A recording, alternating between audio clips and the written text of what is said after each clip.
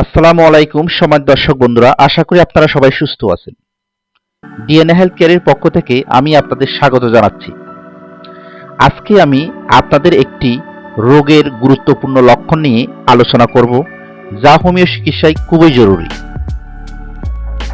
আজকের আলোচনার বিষয় অস্থিরতা ও ছটফটানি। অস্থিরতা ও ছটফটানি রোগের একটি গুরুত্বপূর্ণ লক্ষণ। হোমিও চিকিৎসায় 3টি ওষুধের এই লক্ষণটি পাওয়া যায়। এই ওষুধগুলো হলো অ্যাকোনাইট, আর্সেনিক ও রাস্টক্স। কোনো রোগে আক্রান্ত ব্যক্তির এই লক্ষণটি পাওয়া গেলে হোমিও চিকিৎসকগণ ওই ওষুধের অন্যান্য লক্ষণের সাথে মিলিয়ে যে কোনো একটি ওষুধ প্রয়োগ করেন। প্রতিটি ওষুধের অস্থিরতা ও ছটফটানির পাশাপাশি আরও অনেকগুলো লক্ষণ রয়েছে। লক্ষণ জেনে সঠিক মাত্রায় ওষুধ সেবন করতে পারলে রোগ থেকে দ্রুত মুক্তি পাওয়া যায়। এখন আমরা ওষুধ 3টি সম্পর্কে জানার চেষ্টা করব। চলুন তাহলে জেনে আসি।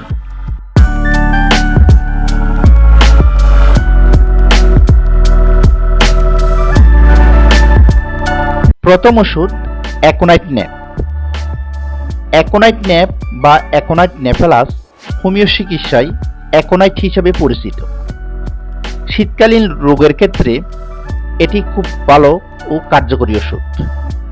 অস্থিরতা ও ছটফটানি অ্যাকোনাইট ন্যাপের একটি কমন লক্ষণ। এর পাশাপাশি আরও বেশ কিছু লক্ষণ রয়েছে, যেমন শীতকালে রোগের আবির্ভাব হয়, রোগীর গায়ে কাপড় রাখতে পারে না,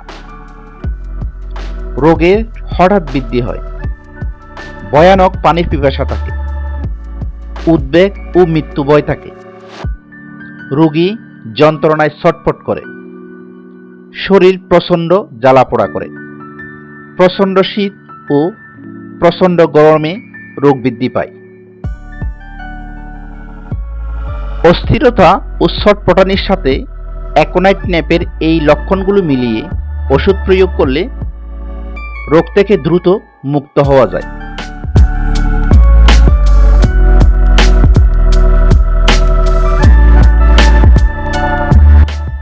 দ্বিতীয় ওষুধ আর্সেনিক অ্যালবাম। আর্সেনিক অ্যালবাম হিসাবেই পরিচিত। হোমিও চিকিৎসায় আর্সেনিক অ্যালবামের ব্যাপক ব্যবহার রয়েছে। অস্থিরতা ও ছটফটানি আর্সেনিক অ্যালবামের জন্য একটি গুরুত্বপূর্ণ লক্ষণ। পাশাপাশি আরও কিছু লক্ষণ রয়েছে যেগুলো পাওয়া গেলে আর্সেনিক অ্যালবাম ব্যবহারে ভালো ফল পাওয়া যায়, যেমন রাতে 2 প্রহরের পর রোগ বৃদ্ধি পায়, অত্যন্ত পিপাসা থাকে কিন্তু অল্প অল্প পরিমাণে পানি পান করে, কোনো রোগে আহার বা পানাহারের পর রোগের উপসর্গ বৃদ্ধি পায়, রোগী অত্যন্ত দুর্বল থাকে, রোগী বিছানায় কেবল এপাশ ওপাশ করে, এপাশ ওপাশ ও ছটফট করলেও রোগীর যন্ত্রণার কোনো উপশম হয় না। এইসব লক্ষণ প্রকাশের মাধ্যমে কোনো রোগ দেখা গেলে আর্সেনিক অ্যালবাম প্রয়োগ করলে ভালো ফল পাওয়া যায়।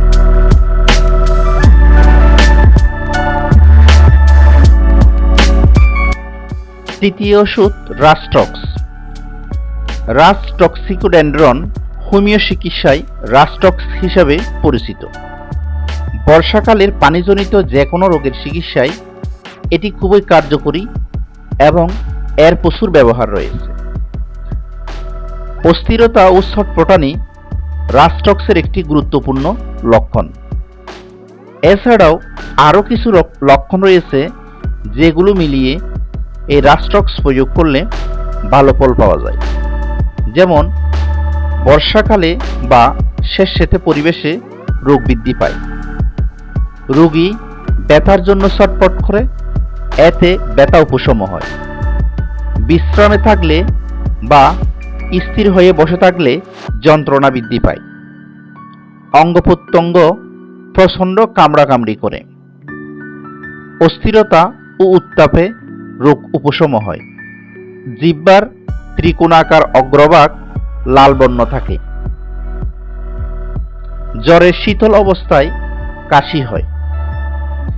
এইসব লক্ষণ প্রকাশের মাধ্যমে বর্ষাকালে বা বর্ষার পরবর্তী সময়ে কোনো রোগ দেখা গেলে রাস্টক্স প্রয়োগে ভালো ফল পাওয়া যায়।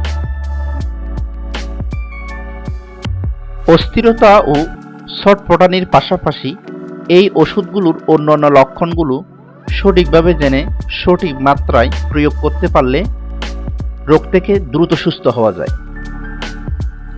আশা করি আমরা অস্থিরতা ও ছটফটানি সম্পর্কে জানতে পেরেছি।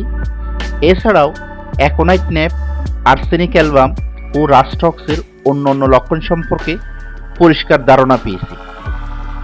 আজকের আলোচনাটি নব্য চিকিৎসক ও হোমিও শিক্ষার্থীদের সহযোগিতা করবে বলে আমি আশা করি। পরবর্তী ভিডিওগুলো দেখার আমন্ত্রণ জানিয়ে এখানে শেষ করছি। আমার ভিডিওগুলো ভালো লাগলে সাবস্ক্রাইব করে পাশে থাকবেন এবং যারা এতক্ষণ আমার কথাগুলো শুনেছেন এবং আমার সাথে ছিলেন, আপনাদের সবাইকে আন্তরিকভাবে ধন্যবাদ জানাচ্ছি।